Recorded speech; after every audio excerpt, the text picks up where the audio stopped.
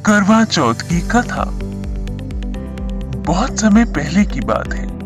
एक साहूकार के 7 बेटे और उनकी एक बहन करवा थी। सभी सातों भाई अपनी बहन से बहुत प्यार करते थे, यहाँ तक कि वे पहले उसे खाना खिलाते और बाद में स्वयं खाते थे। एक बार उनकी बहन ससुराल से मायके आई हुई थी। शाम को भाई जब अपना व्यापार व्यवसाय बंद करके घर आए तो देखा कि उनकी बहन बहुत व्याकुल थी। सभी भाई खाना खाने बैठे और अपनी बहन से भी खाने का आग्रह करने लगे, लेकिन बहन ने बताया कि उसका आज करवा चौथ का निर्जल व्रत है और वह खाना सिर्फ चंद्रमा को देखकर उसे अर्घ देकर ही खा सकती है।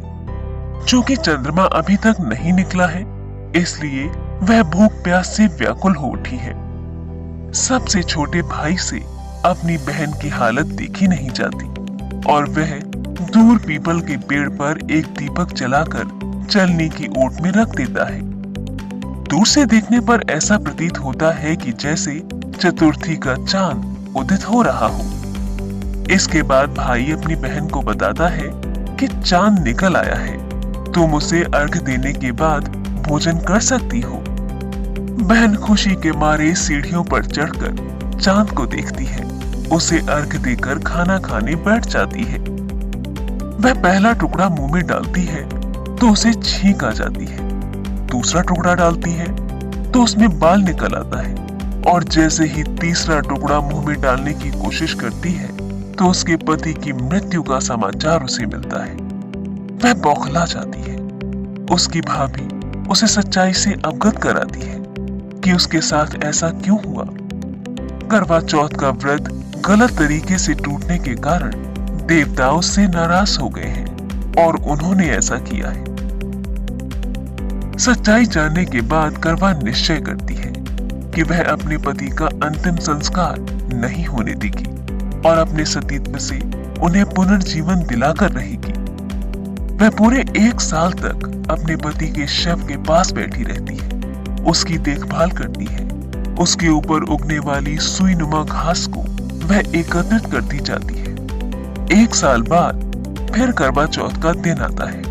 उसकी सभी भाभियां करवा चौथ का व्रत रखती हैं। जब भाभियां उससे आशीर्वाद लेने आती हैं, तो वह प्रत्येक भाभी से यम सुई ले लो, प्रिय सुई दे दो, मुझे भी अपनी जैसी सुहागिन बना दो, ऐसा आग्रह करती है। लेकिन हर बार भाभी उसे अगली भाभी से आग्रह करने का कहकर चली जाती है।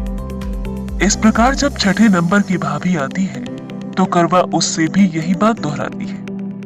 ये भाभी उसे बताती है कि चूंकि सबसे छोटे भाई की वजह से उसका व्रत टूटा था, अतः उसकी पत्नी में ही शक्ति है कि वह तुम्हारे पति को दोबारा जीवित कर सकती है।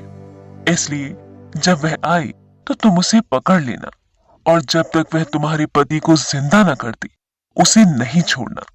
ऐसा कहकर वह चली जाती है। सबसे अंत में छोटी भाभी आती है। करवा उनसे भी सुहागिन बनने का आग्रह करती है, लेकिन वह टाल मटोली करने लगती है। इसे देख करवा उन्हें जोर से पकड़ लेती है और अपने सुहाग को जिंदा करने के लिए कहती है। भाभी उससे छुड़ाने के लिए नोचती है, खसूटती है, लेकिन करवा नहीं छोड़ती है।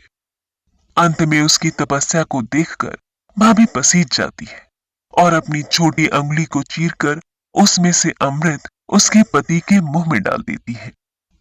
करवा का पति तुरंत श्री गणेश कहता हुआ उठ बैठता है।